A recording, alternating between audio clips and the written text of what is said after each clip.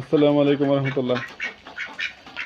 তো 9 মাস বয়সের আমার এই আবদ্ধ হাঁসগুলো, এগুলো আমি আবদ্ধভাবেই পালন করি। তো এগুলো বিক্রি করে দেব। এগুলো বর্তমান সম্ভাব্য 40-50% ডিম আছে। তো হয়তো বলবেন সম্ভাব্য কেন, যে আমি জানি যে মাঝে মধ্যে ডিম আপ ডাউন করে। তো গত 2-3 দিন যাবত আমি বুড়ে বাড়িতে থাকতে পারি না, মানে হাঁস ঘর থেকে বের করার আগে আমি এক জায়গায় চলে যাই, যার ফলে সকালবেলা ডিমের খবরটা রাখি না বেশি। আর এক জায়গায় ডিম আমার আগেই অ্যাডভান্স বিক্রি করা।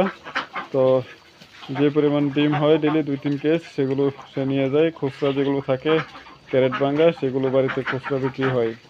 তো মূলত 3-4-5 দিন পরে পরে একটু অফ হলে হিসাবটা মিলায় আর কি।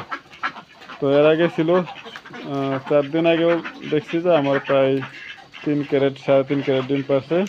তো 3 ক্যারেট 3.5 হলে আমার এখানে প্রায় 205-7টা হবে মহিলা হাঁস। তো এখানে 3.5 ক্যারেট হলে প্রায় 100 পিস হাঁস, 100 পিস ডিম। তো 200 পিস হাঁসের মধ্যে 100 পিস হলে তো 50%। তো সেই হিসেবে বলছি যে গড়ে 40-50% এখন আছে। তবে ভালো খাবার দিলে আর একটু ভালো হবে।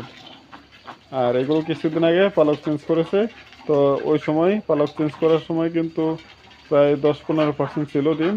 তো এখন একটু বাড়তে বাড়তে পালক পরিপূর্ণ চেঞ্জ হয়ে গেছে।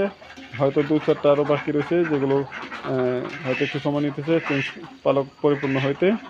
তো এগুলো পরিপূর্ণ হয়ে গেলে হয়তো ডিম আরও বাড়বে। আর একটু ভালো পরিচর্যা বলতে ভালো খাবার দিলেই ডিমটা ভালো পড়াশোনায় আসবে। তো আমার ব্যস্ততার কারণে এদেরকে সময় দিতে পারি না।